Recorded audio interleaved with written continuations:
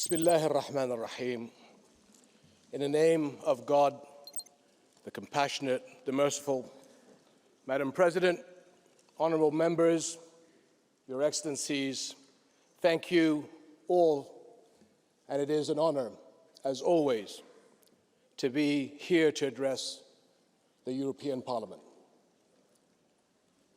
My friends, 5 years ago, I stood at this podium and spoke of the urgent need to find political solutions to conflicts, to restore confidence in global justice, and help people, especially young people, find hope and opportunity. Since then, multiple political, technological, and economic upheavals have tested our international community. A global competitor, new security threats, unprecedented technological acceleration, rampant hypercharged misinformation, and a raging war in Ukraine and a cruel one on Gaza.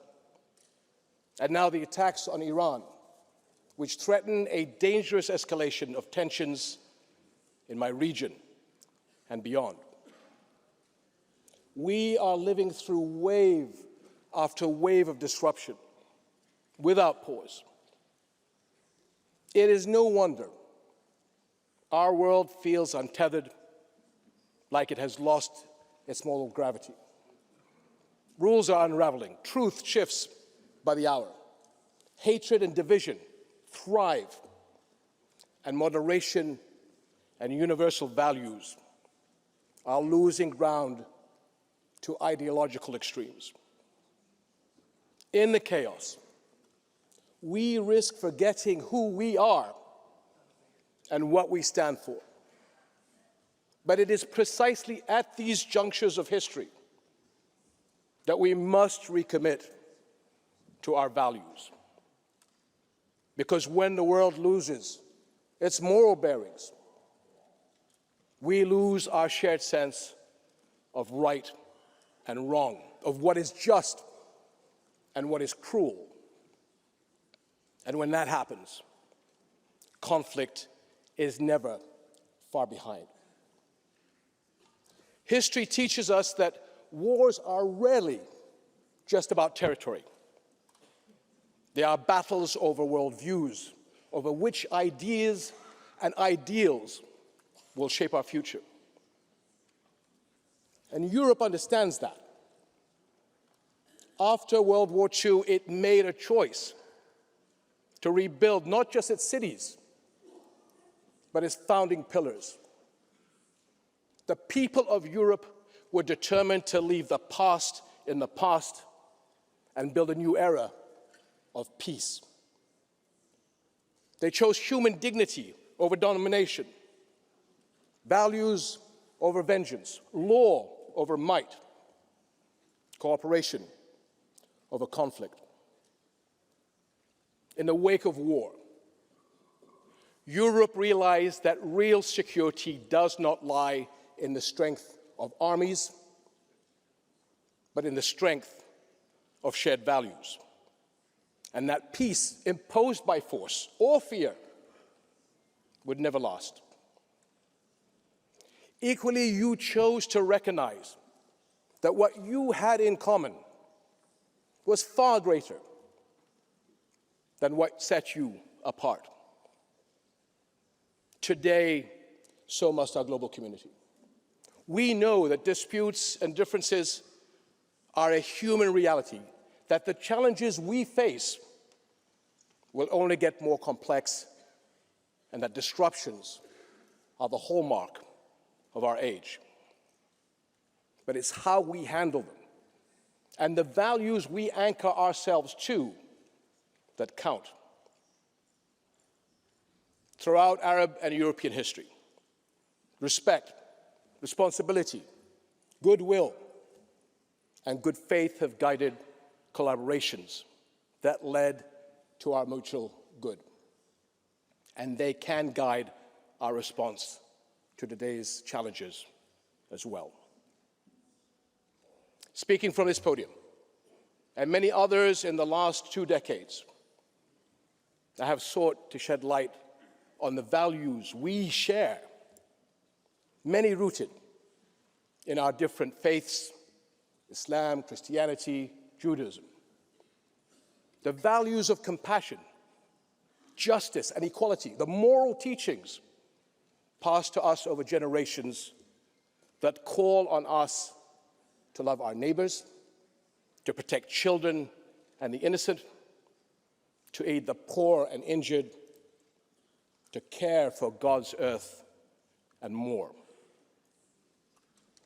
In Jordan, our firm belief in these common values, grounded in our history and heritage, drives our national principles of tolerance and mutual respect. And we are proud to be home to the baptism site of Jesus Christ, peace be upon him, at Bethany beyond the Jordan.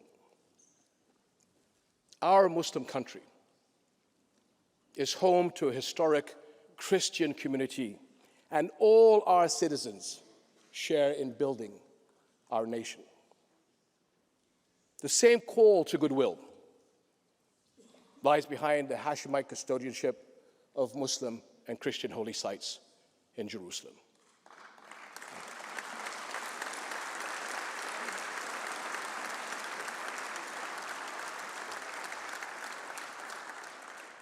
Whose historical and multi-religious identity we have vowed to protect from attack.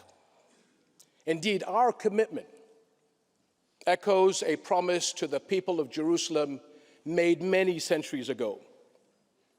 The Pact of Omar ordered Muslims to respect and protect the city's churches and not harm a priest, nor kill a child, woman, or elder. And 1,000 years later, the Geneva Conventions made these tenets universal. Recent events have called them into question. But we must ensure that these values and principles stand the tests of time and turmoil.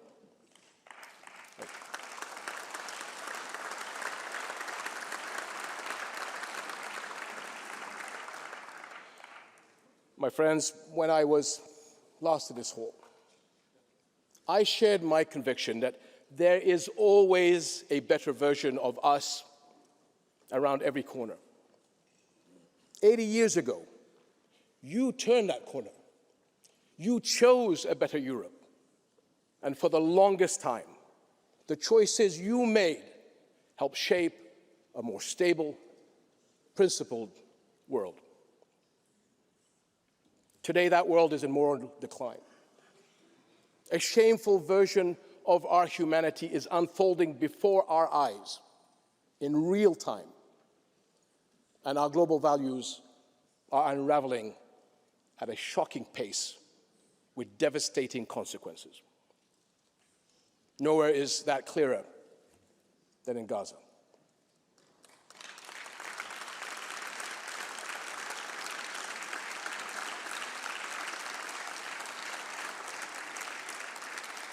A place where the world has stood at countless corners, each an opportunity to become something better. And time after time, it failed to do so. Think back to 2023, the first Israeli attacks and raids on a hospital in Gaza.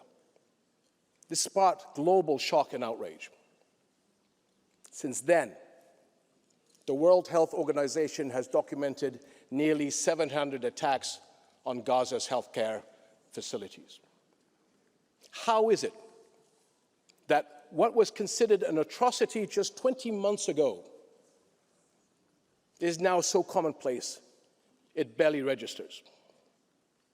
What version of our humanity allows the unthinkable to become routine, permits weaponizing famine against children, normalizes the targeting of health workers, journalists, and civilians seeking refuge in camps? 20 months. That should alarm us all. but not surprise us. Because when our global community fails to bridge the gap between principle and action, when values are not practiced, they become performative, abstract, and expendable.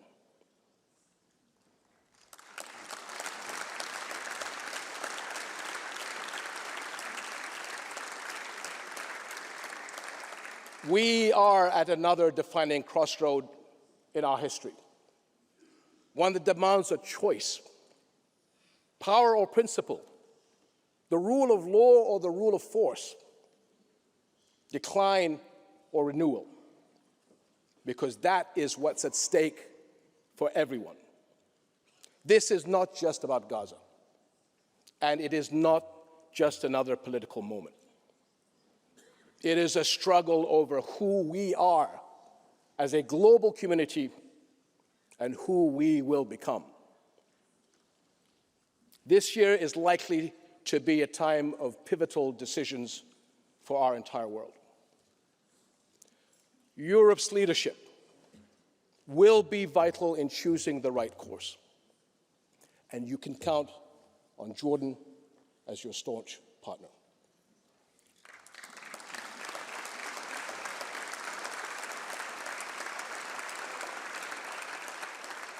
There are two essential areas for action. First is supporting development, because a thriving Middle East creates opportunities that benefits us all. But as we have seen time and again, that reality cuts both ways. When hope is diminished, the consequences ripple across borders. Second is strong, coordinated action to ensure global security. Our mutual security won't be assured until our global community acts not only to end the 3-year war in Ukraine, but also the world's longest and most destructive flashpoint, the 8-decade-long Palestinian-Israeli conflict.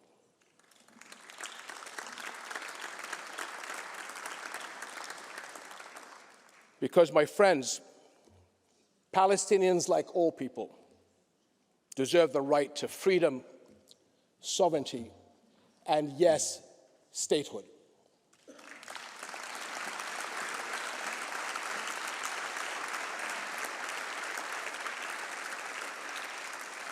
What is happening in Gaza today defies international law, moral standards, and our common values. And we are witnessing transgression after transgression in the West Bank, with the situation worsening by the day.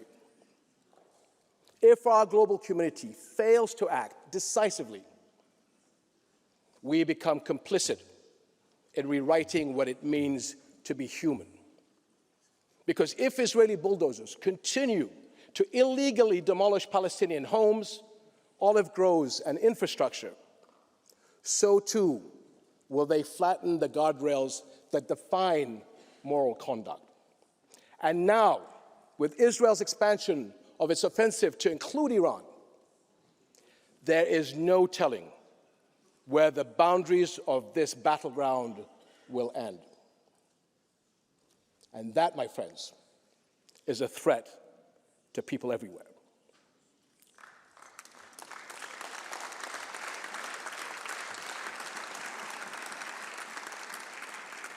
Ultimately, this conflict must end. And the only viable solution is one grounded in a just peace, international law, and mutual recognition. And my friends, the path to our better selves cannot be paved by technological advancements, scientific breakthroughs, or political triumphs alone. It is forged by the choices we make each day as individuals and as leaders. The path to peace has been walked before. It can be again, if we have the courage to choose it and the will to walk it together. Thank you.